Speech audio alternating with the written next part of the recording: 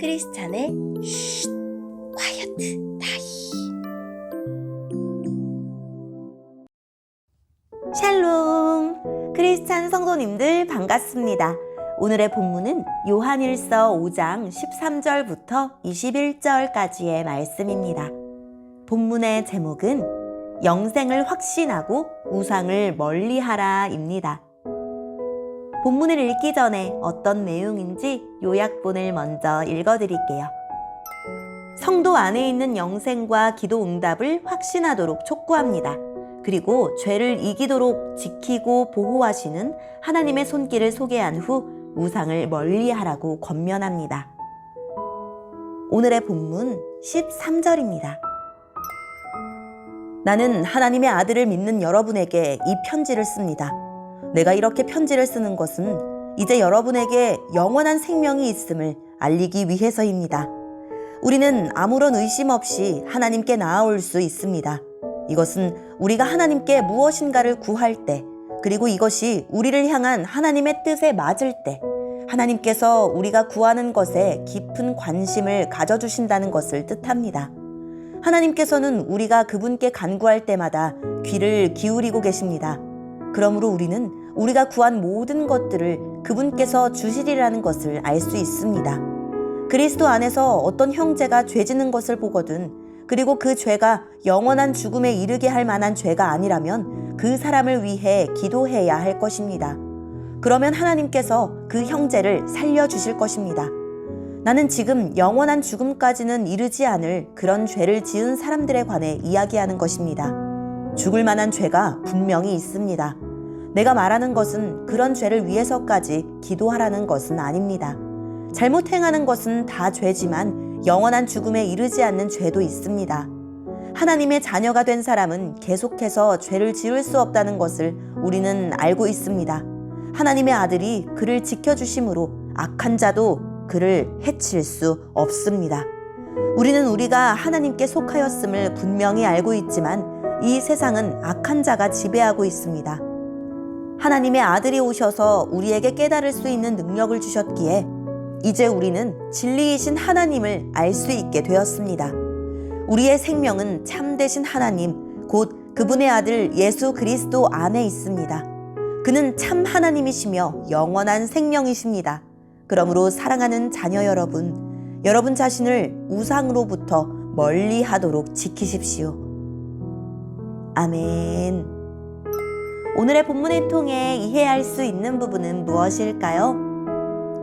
요한은 편지를 마무리하며 다시 수신자들 안에 영원한 생명이 있음을 강조합니다.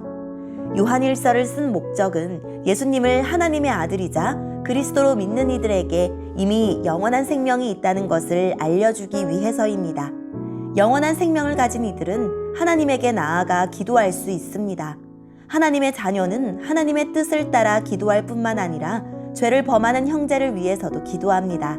죄를 짓는 형제를 위해 기도하는 것은 그 형제를 사랑하는 일이며 죄에서 벗어나도록 도와주는 강력한 방법입니다.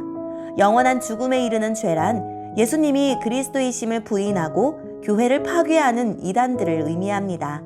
하나님의 자녀는 하나님에게 속했고 예수님이 지켜주시기에 악한 자, 즉 사탄의 지배를 받지 않습니다. 예수님은 우리에게 영원한 생명뿐만 아니라 진리를 깨달을 수 있는 능력도 주셨습니다. 우리 주님이 주신 사랑과 능력을 힘껏 발휘하여 거짓 가르침을 분별하고 우상으로부터 자신을 지킵시다. 오늘의 본문을 통해 알 수 있는 우리 하나님은 어떤 분일까요? 하나님은 우리의 기도에 귀를 기울이시는 분입니다. 우리가 하나님의 뜻에 맞는 기도를 할 때나 형제를 위해 기도할 때 귀 기울이시고 응답해 주시는 분입니다. 나는 혹시 나만 위해 내 뜻만 이루기 위해 기도하지는 않습니까? 하나님은 나의 어떤 기도를 기뻐하실까요? 오늘의 본문을 통해 우리에게 주시는 교훈은 무엇일까요? 요한은 거짓 선지자들 때문에 요동치는 교회에 편지를 써서 성도들이 처음 배운 진리를 붙잡고 영생의 확신을 갖게 해주고 있습니다. 그는 불안해하던 성도들이 담대하고 기쁨이 충만하길 바랬습니다.